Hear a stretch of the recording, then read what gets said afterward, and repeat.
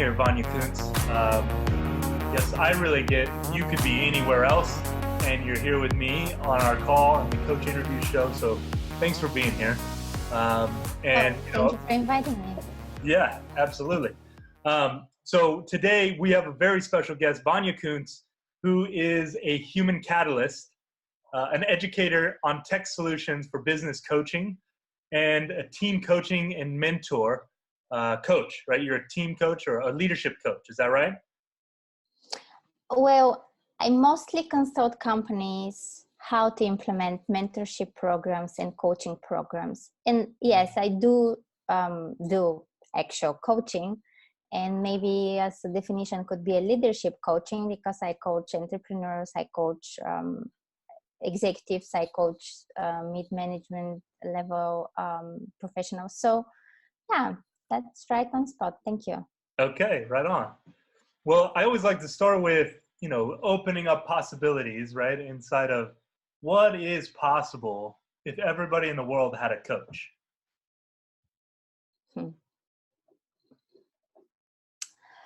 We live more fulfilling and satisfied life, regardless of what we have or what we focus that we don't have.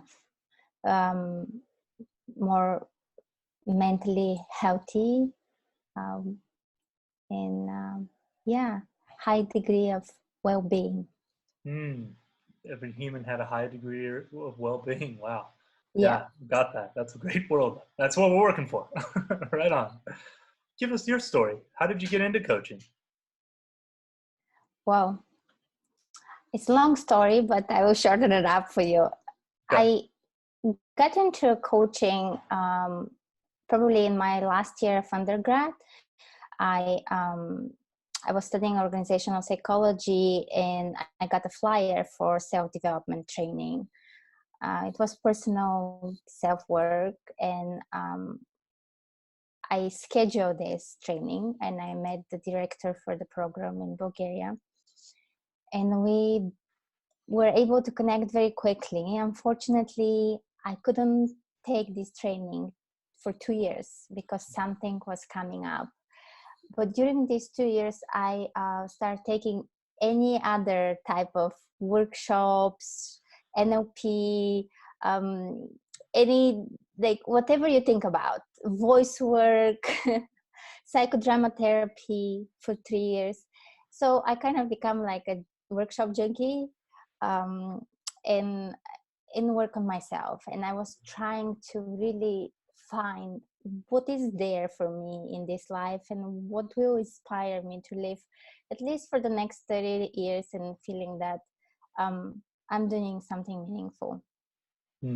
So at that time I was personal trainer. Then I switched to HR assistant, and then I got a job with Nestle, and I set up their health and wellness center in a huge factory. And initially I was helping people to be physically more healthy, but big piece of being physically healthy is mentally being healthy and mentally being able to achieve whatever you're setting up for your physical body. So the role was blended. And then I quit that job and I decided to learn English, and this was in 2010. And I came here in Los Angeles, California, and I never left. But I started building my coaching practice. This was my realization of how I can support and live my purpose. And it came up during this initially self-development training that I was about to take 2 years before that, but I was able to take it around that time when I was coming here. And and I started building it little by little. Okay, got it. All right. Well, what a journey. I love that you were a workshop junkie. I feel like all coaches go through that. I'm still there. I'm still like that. Yeah. I like to experiment, and I like to learn, and I have a big passion about learning and growing, and I think that's how we should live. Mm. This Yeah. was this is opening our mind and our eyes to the other side of what is possible, and traveling as well. Mm. Totally. Learning and traveling are my favorite thing. Because when you travel, there's so much learning that's happening, I imagine. Yeah, and Yeah. the experience. It's just like diving into different type of experiences are opening up your mind too. Mm. Yeah. And I love that. That's actually the part I love about coaching is it's really an exploration of your own experience of things, right? And clarifying and then distilling and then amplifying the ones that you want, right? Those experiences that you Absolutely. really enjoy in life. So yeah, right on. Well, tell us more about your clientele. And you said you work with companies a lot of times for their programs. Tell us more about that and or your personal clients. Tell us about who you help. Well, I have a very diversified portfolio of clients. And as I said, starting from entrepreneurs and getting into corporations that they want to implement mainly mentorship programs and coaching programs, and kind of cultivating a coaching culture. So there is no favorite, as I love to say. I don't have a favorite client. I just love working with people that they're committed to become better and feel better, and really explore where they are at the moment and build on that. Knowing their strengths, knowing their areas of opportunities to improve. And if I was one of your clients, like, I guess, how would I know you're the coach for me? Like, usually coaches have a certain motive or, I guess they're attracted to either you love learning and you like traveling. That could be like a cue for me to be like, this might be a coach for me. But what else would you say are the people that you work best with? What I would say about the people that I would invest my time with, or people that would invest their time with me, because these are two different things. Let's go with both. Okay, I will start first with who I would invest my time with. I would invest my time with somebody who is committed, somebody who is open, and who is vulnerable enough to say the truth and to face the truth. And I'm just serving as a mirror. I There's not so much about telling me the truth, but most about leading them to the journey to tell themselves their own truth, and giving like kind of a review of what works, what doesn't work, and how they can approach the situation and thrive. Okay. So this is about who I would invest time with. Who would invest time with me probably would be somebody who is not gonna let their biases about how I look or how I talk, or about my background, anything like that, stands up on our way. Probably people that they are committed to self-growth and they're looking for support. I'm not a helper. So I don't want somebody to perceive me that I'm going to help them, because I'm not going to help them. They will be the one who are helping themselves through me, and through taking everything that I can offer, from tools to reflection to questioning, and use it from their own uplifting and well-being. Okay. So that's it. Love that. Okay. So I guess I heard they're definitely like they're elevating their well-being. but I would like you to speak to some of the results that your clients get. Like, what are the breakthroughs, results, accomplishments? Like, what typically do they accomplish? Well, depends what they bring on the table. Depends what they come with. It could be, we would start out with represented issue, and people will say like, I want to have more focus. I'm totally distracted. There is so much information that is coming up, and I'm shifting from task to task, and I want more focus. And and after a few sessions, actually, they could realize that focus is not the issue. What is the underlying issue possibly could be is that they don't rest enough, they don't sleep enough, they don't have physical activities, and they don't delegate. There are multiple things that could be causing this surface issue of focus, but they deliver excellent results at their work. They are very good parents. If you're not focused, you cannot deliver these results. So you can represent issue to me, but my role is to really dive deeper into that and help you realize what is underneath and what actually is the problem.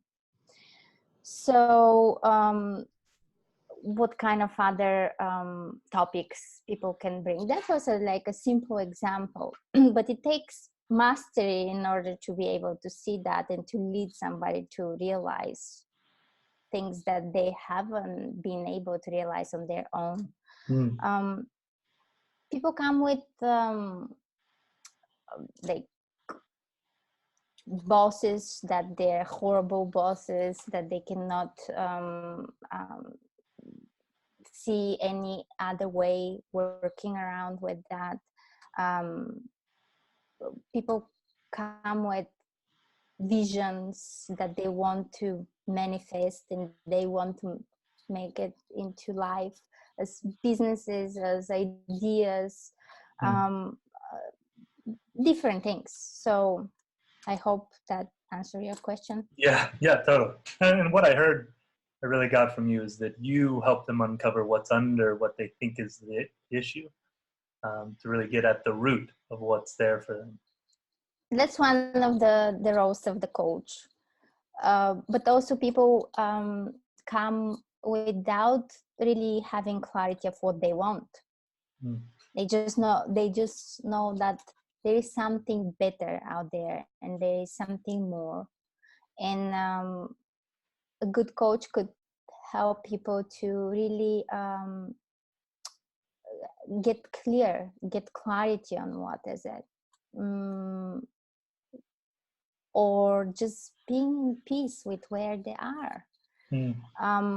We live in a world that we always want more and better, and there's so many things that distract us and take us from the place of gratitude and really seeing that how fortunate we are with what we have and embrace that.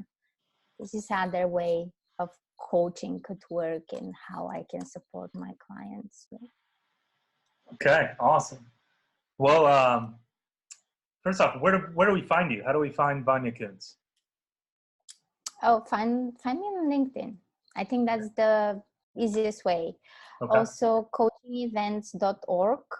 This is something that I developed a year ago. It's a platform where I work with researchers and coaches all around the world, and I promote different research-based programs that they're for coaching, for mentoring. We develop customized based on needs of organizations or individuals. We develop different ways to support them in relation to coaching and mentoring. So they can go on the website. I'm about to lead a workshop on ethics for coaches, which is one of my favorite topics.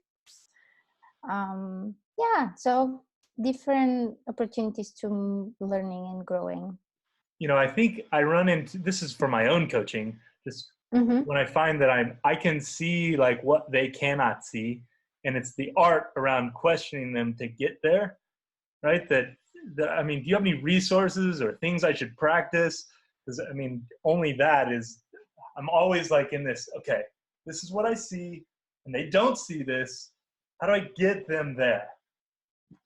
Well, that's in line with the belief that there is no such a question of not leading questions. There's not such a thing.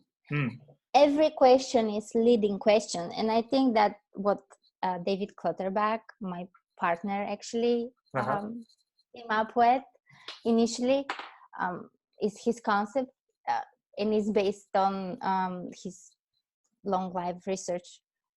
There is no question that is not leading. Sure. We're trying, even if you're trying, there is something behind you that believe that this question is the right question in this moment, and that's going to bring this awareness. The most important part is from where it comes. And are you aware as a coach from where this question comes? Is it because you believe that this person doesn't see this specific thing, and you want to lead them to be able to see it? And is it true? So if you give the space to the client to choose for themselves, is that true or is not true? Is it valid or is not valid? This is the mastery. Because you can have any questions and they can sound very powerful, but out of the context, it not make sense. I would encourage coaches to never stop the journey of learning and observing and reflecting on themselves and how they show up in each coaching session, and really even observe themselves, observe what they say and what they're attached to when they ask those powerful questions. Because most of the time we are attached to the belief that we're going to bring this client to something meaningful and powerful, but that might not be the case. Yeah, well said. Yeah, heck yeah. Well, thank you for being here. Thank you for your contribution, and thank you for the stand you are for people to get the deeper level of themselves, to be the mirror, and to empower people. I really got like, you found your purpose and you're really living it out. So thank you for doing that. That's what it's really all about. Well, thank you for inviting me. And I think that is what it's all about. People living their purpose and living fulfilling life, and standing up, taking accountability for themselves, not waiting for somebody to keep them accountable. And if you live with purpose and if you do what you love, you will not need accountability. So thank you. Yeah, you're welcome.